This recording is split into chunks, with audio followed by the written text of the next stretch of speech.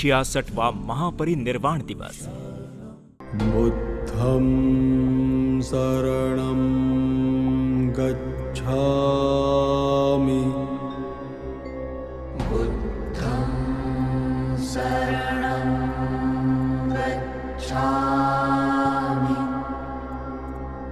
धम्मं शरणं गच्छामि। धम्मं शरणं गच्छामि। संघं शरणं गच्छामि। संघं शरणं गच्छामि। अपने भाग्य की बजाय अपनी शक्ति पे विश्वास रखो। इस कथन को जिस महान व्यक्ति ने कहा है, आज उसी इंसान की 66वीं पुण्यतिथि है, जिसे हम महापरिनिर्वाण के नाम से भी जानते हैं। जी हां, हम बात कर रहे हैं भारत रत्न बाबा साहेब डॉक्टर भीमराव अंबेडकर की, जो हम सभी के लिए एक मिसाल है। 14 अप्रैल 1891 को मध्य प्रदेश के महू नगर सैन्य छावनी में इनका जन्म हुआ। बचपन से ही एक संघर्षपूर्ण जीवन बिताते हुए बाबा साहब ने समय के साथ बहुत सी चुनौतियों का सामना किया और अपने नेतृत्व में छुआछूत जैसी कुरीतियों के विरुद्ध कई आंदोलनों को अंजाम दिया। दलित एवं पिछड़ी जाति के अधिकारों की लड़ाई के लिए उन्होंने अपना संपूर्ण जीवन समर्पित कर दिया। स्कूल के दिनों से ही बाबा साहब के साथ जाति को लेकर बहुत भेदभाव हुआ, जिसने उनको अंदर से एकदम झंझोर दिया। ये बात उनके दिल में घर कर गई। पिछड़ी जाति का होने के कारण उनसे बहुत से सामाजिक अधिकार छीन लिए गए थे।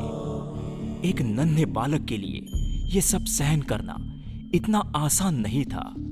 उनकी जगह अगर कोई सामान्य बालक होता तो अपने पैर पीछे हटा लेता, मगर वो थे बाबा साहब। उन्होंने अपने कदम पीछे नहीं हटाए, बल्कि और आगे बढ़ा दिए, और वो कदम निरंतर तब तक चलते रहे जब तक वो लंदन स्कूल ऑफ इकोनॉमिक्स और कोलंबिया यूनिवर्सिटी ऑफ न्यूयॉर्क नहीं पहुंच गए। बाबा साहब का ये सफर यही नहीं थमा। डिग्रियों के और भी बहुत से पड़ाव उन्होंने पार किए। ये कारवां रुका तो बस उनकी सांसों के साथ। 6 दिसंबर 1956 को बाबा साहब ने दिल्ली में अंतिम सांस ली और उनके पार्थिव शरीर को मुंबई लाया गया और मुंबई के दादर के समुद्र तट पर स्थित चैत्य भूमि पर उनके परिजन के बीच उनका अंतिम संस्कार किया गया।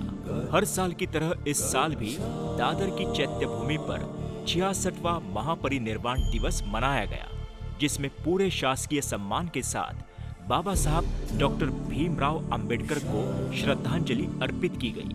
परम पूज्य बोधिसत्व महामानव भारत रत्न डॉक्टर बाबा साहब अंबेडकर इनके 66वें महापरिनिर्वाण दिन के दिन कंप्लीट भारतवर्ष में से अनुयायी यहाँ पे अभिवादन के लिए आते हैं।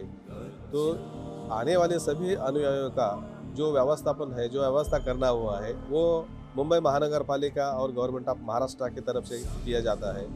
यहाँ पे शिवाजी पार्क में आप देख सकते हैं कि इधर अनुयायी को रहने के लिए बहुत बड़े बड़े ऐसे 2 पेंडल खड़े किए हुए हैं। एक पेंडल ये 50,000 स्क्वायर फीट का है, ऐसे 2 पेंडल है। भोजन करने के लिए एक भोजन का अलग पेंडल है 20,000 स्क्वायर फीट का। यहाँ पे भंते जी, आदरणीय भंते जी है, उनका मेडिटेशन के लिए उनको भी 20,000 स्क्वायर फीट का ऐसा बड़ा पेंडल लगाया हुआ है। पुलिस कंट्रोल रूम के लिए यहाँ पे एक बहुत बड़ा पेंडल लगा के दिया हुआ है। सुरक्षा का जो भी साधन उपलब्ध कर देने का है वो सब किया हुआ है। DFMD है, हैंड मेटल डिटेक्टर है, CCTV कैमराज है, पुलिस कंट्रोल रूम में बहुत बड़ा स्क्रीन है। जहाँ पे निवासी मंडप है, इस मंडप के अंदर लाइव प्रक्षेपण होना चाहिए, दिखना चाहिए, इसके लिए वो बहुत बड़ा स्क्रीन वहाँ पे लगे हुए हैं। दादर स्टेशन है, दादर स्टेशन का वेस्ट में आने के लिए सभी अनुयायी को ऐसा डायरेक्शनल बोर्ड लगाया हुआ है। बहुत बड़ा ऐसा एक फुगा है जो आकाश में यहाँ पे छोड़ा हुआ है। फुगा को देखते देखते यहाँ पे आते हैं। महापरिनिर्वाण दिन की जो रेलवे की तरफ से जो तैयारियां होनी है वो हमने पूरी की है। इसके लिए जो फॉलोअर्स है, DOTs है, इनके साथ हमने समन्वय बैठक की है। राज्य सरकार के साथ भी हमारी जो कंसर्न ऑफिशियल्स है उन्होंने बैठक की है। और भीड़ रिलेटेड इश्यूज़ हो या फिर स्पेशल ट्रेन रिलेटेड इश्यूज़ हो, स्टेशन की साफ़ सफाई, ट्रेनों की साफ़ सफाई और संबंधित जितने इश्यूज़ है इसकी पूरी तैयारी जो है रेलवे ने पूरी की है। स्पेशल ट्रेनों की अगर हम बात करेंगे तो महाराष्ट्र के अलग अलग स्टेशनों से, जैसे नागपुर है, सेवाग्राम है, अजनी है, कलबुर्गी है, सोलापुर है और साथ ही साथ साउथ सेंट्रल के आदिलाबाद से मुंबई की तरफ और मुंबई से इन स्टेशनों की तरफ हम टोटल 16 स्पेशल ट्रेनें चला रहे हैं। इसकी पूरी की पूरी जानकारी जो है सेंट्रल रेलवे की आधिकारिक वेबसाइट cr.indianrailways.gov.in पर उपलब्ध है। यहाँ पे भारतवर्ष से आने वाले सब हमारे सब अनुयायी बाबा साहब अम्बेडकर को अभिवादन करने के लिए यहाँ पे आ रहे हैं। बाबा साहब अम्बेडकर जी ने समता दल की स्थापना 20 मार्च 1927 में की थी। तभी से लगभग आज तक समता सेनी दल के सब सैनिक अधिकारी बाबा साहब अम्बेडकर के चलवल में काम कर रहे हैं। बाबा साहब अम्बेडकर का महापरिनिर्वाण होने के बाद बाबा साहब जी को अभिवादन करने के लिए भारतवर्ष से और अनेक देशों से यहाँ पे अभिवादन करने के लिए जो लोग आते हैं उनको अभिवादन करने के लिए जो सुरक्षा व्यवस्था रहती है पुलिस डिपार्टमेंट से, उनके साथ कंधे पे कंधा लगा के समता दल के 5,900 सैनिक और भारतीय बौद्ध महासभा के 5,000 पदाधिकारी हम पुलिस कर्मियों के साथ काम कर रहे हैं।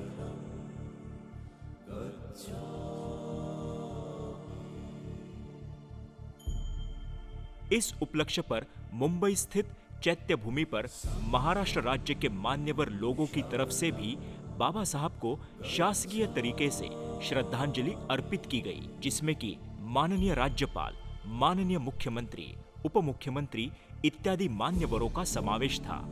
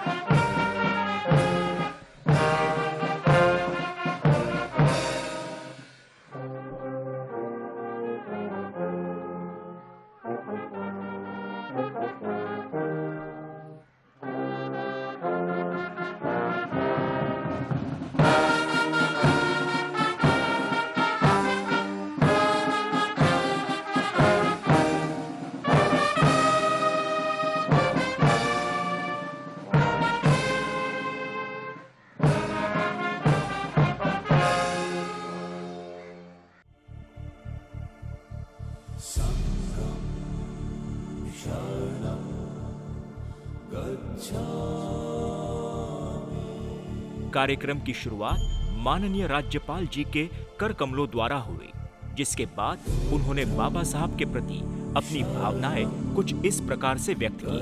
हम सब लोग कितने सौभाग्यशाली हैं कि ये देश आज जहां पहुंचा है और सारा विश्व देखता है कि अगले वर्षों में मेरे पास अनेक देश विदेश के राजदूत, अधिकारी और बड़े लोग आते हैं। वो कहते हैं कि भारत बहुत जल्दी ही विश्व का गुरु बनेगा, विश्व का नंबर 1 बनेगा, अनेक राजदूत बोलते हैं। ये सुंदर शब्द मेरे कान में आज क्यों आते हैं? तो सचमुच जहाँ स्वतंत्रता संग्राम सेनानी, पूज्य बापू आदि के अनेक नाम हैं, उस सब में अगर एक सूर्य की तरह चमकता हुआ नाम है, वो पूज्य बाबा साहब अम्बेडकर जी का नाम है। हमारे संविधान को अनेक लोगों ने उसमें सहयोग किया, पर पूज्य बाबा साहब ने उस संविधान में जो गरीब हैं, दलित हैं, पिछड़े हैं, अनेक वर्षों से, सैकड़ों वर्षों से प्रताड़ित हैं, उनको एक प्रकार से एक ऐसी संजीवनी दी कि आज मुझे लगता है हर भारतवासी, वो छोटा हो बड़ा हो, वो कहीं भी हो, वो अपने को गर्व से सीना तान के खड़ा करके कहता है मैं भारतवासी हूँ, मैं भी इस देश का राष्ट्रपति बन सकता हूँ और किसी दिन मैं भी प्रधानमंत्री बन सकता हूँ। ये भाव आज यदि कहीं से आया है तो वो इस संविधान रचना से आया है। आप सबको बहुत बहुत धन्यवाद। जय हिंद, जय महाराष्ट्र, जय भीम। बाबा साहब आंबेडकर जी के संविधान ने सबको अधिकार प्रदान किए, जीने का हक दिया, और इसी हक के वजह से छोटा से छोटा आदमी भी आज भारत देश के सर्वोत्तम स्थान पर विराजमान होकर देश का कारोबार कुशलतापूर्वक संभालने में कामयाब हो रहा है।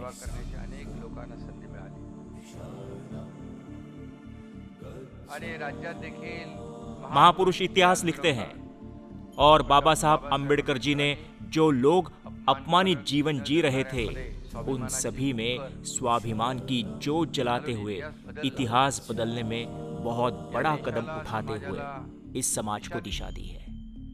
अपने ज्ञान का इस्तेमाल उन्होंने इस समाज के दुर्बल लोगों के कल्याण के लिए किया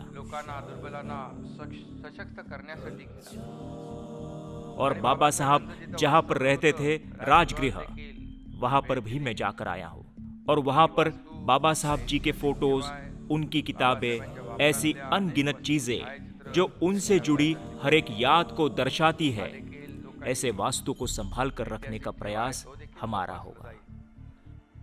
लोअर परेल स्थित स्मारक का सर्वेक्षण किया जाएगा।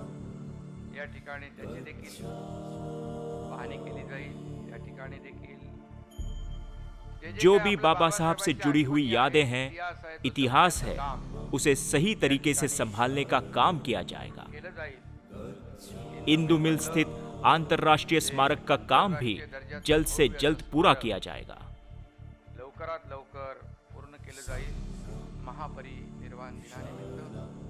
महापरिनिर्वाण दिन के अवसर पर मैं भारत रत्न डॉक्टर बाबा साहेब आंबेडकर को शत शत नमन करता हूं।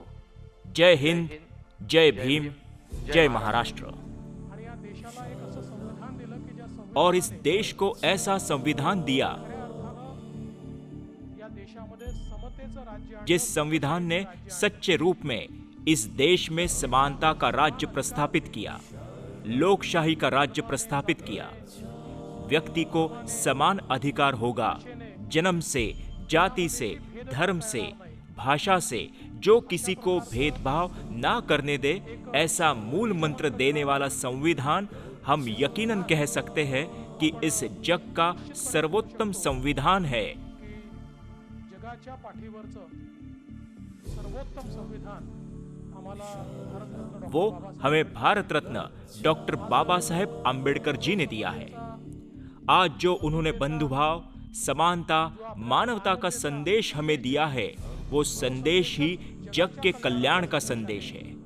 और जो विचार भगवान गौतम बुद्ध जी के हैं, वो विचार संविधान के माध्यम से इस देश के हर नागरिक के मन में संवैधानिक रूप से बोने का काम डॉक्टर बाबा साहेब आम्बेडकर ने किया है, जो कि अपने आप में एक बहुत ही बड़ा कार्य है। आज देश के प्रधानमंत्री श्री नरेंद्र मोदी जी भी कहते हैं कि उनके जैसा एक व्यक्ति जो चाय वाला था, वो देश का प्रधानमंत्री हो सकता है। इसका एक और एक ही कारण भारत रत्न डॉक्टर बाबा साहेब आम्बेडकर जी द्वारा बनाया गया संविधान है।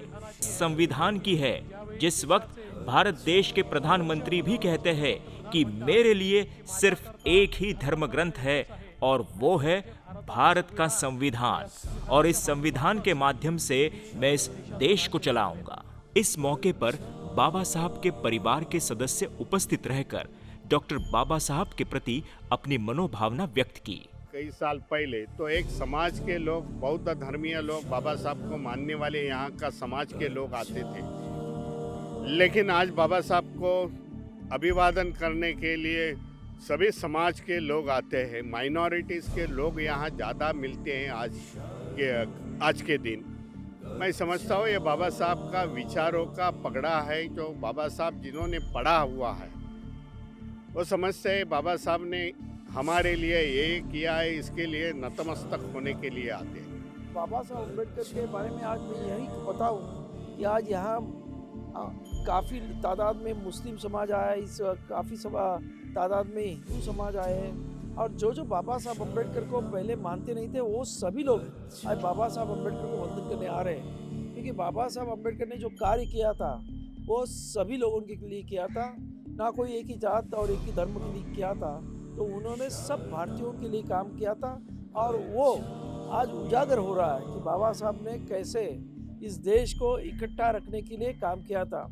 खुद बाबा साहब ऐसे कहते थे कि I am Indian first and Indian last, और उसी तरीके से आज लोगों में ये भावना वापस एक दफ़ा आज की नफ़रत वाली दुनिया में लोगों में ये भावना उभरती हुई दिखाई दे रही है।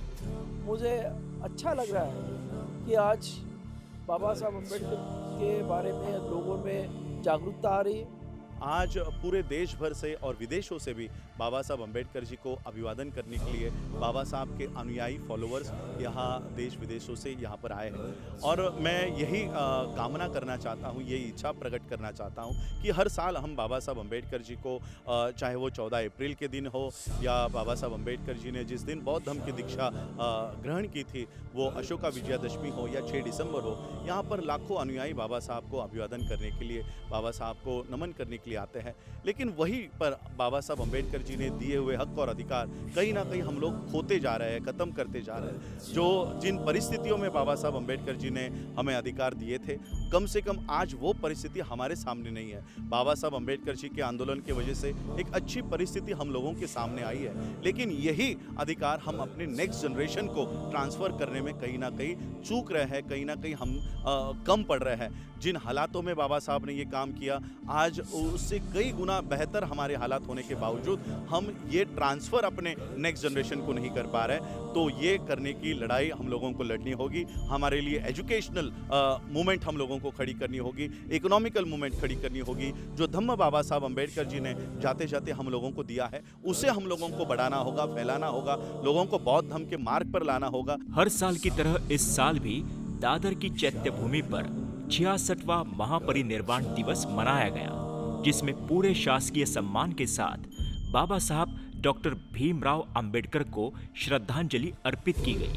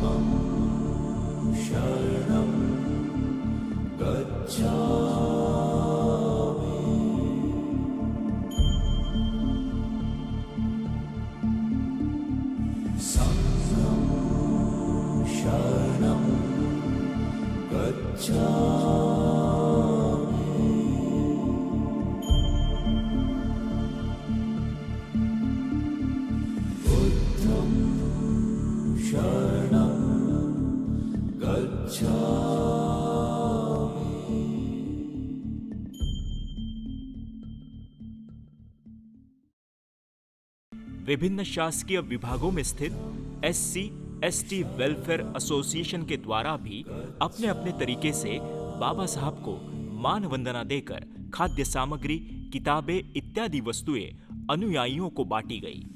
डॉक्टर बाबा साहब अम्बेडकर ने हमें जो सीख दी है, डॉक्टर बाबा साहब अम्बेडकर ने जो हमें सिखाया है कि शिक्षित हो जाओ, संगठित हो जाओ और अपने विचारों को, जो अपने विचार है, आप जो आगे जा रहे हो उसको मद्देनजर रख के लोगों को भी आगे लेके जाओ।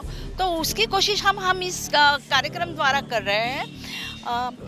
फिर एक बार मैं आकाशवाणी और दूरदर्शन एम्प्लॉयज़ की एसोसिएशन की तरफ से डॉक्टर बाबा साहब अम्बेडकर को फिर से एक बार विनम्र अभिवादन कर रही हूँ। स्वतंत्र भारत को बाबा साहब डॉक्टर भीमराव अंबेडकर ने एक नया संविधान दिया और साथ ही दी हमें अपने अधिकारों के लिए लड़ने की प्रेरणा।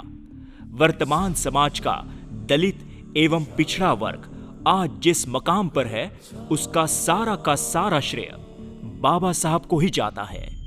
भारत रत्न डॉक्टर भीमराव अंबेडकर ने अपने जीवन के 65 वर्ष देश सेवा को दिए, जिनमें सामाजिक, आर्थिक, शैक्षणिक, धार्मिक, ऐतिहासिक, सांस्कृतिक, साहित्यिक, औद्योगिक, संवैधानिक इत्यादि क्षेत्रों में अनगिनत कार्य करके राष्ट्र निर्माण में बड़ा ही महत्वपूर्ण योगदान दिया। भारत माता के इस वीर सपूत को हम शत नमन करते हुए उनको श्रद्धांजलि अर्पित करते हैं। यूं तो बाबा साहब के व्यक्तित्व को किसी एक पन्ने या किताब में समेटा नहीं जा सकता, लेकिन फिर भी अगर चंद लफ्जों में उनकी शख्सियत बयां की जाए तो शायद वो कुछ यूं होंगे। हक था ना जिसे छूने का कुछ, छू लिया आसमां उसने ही।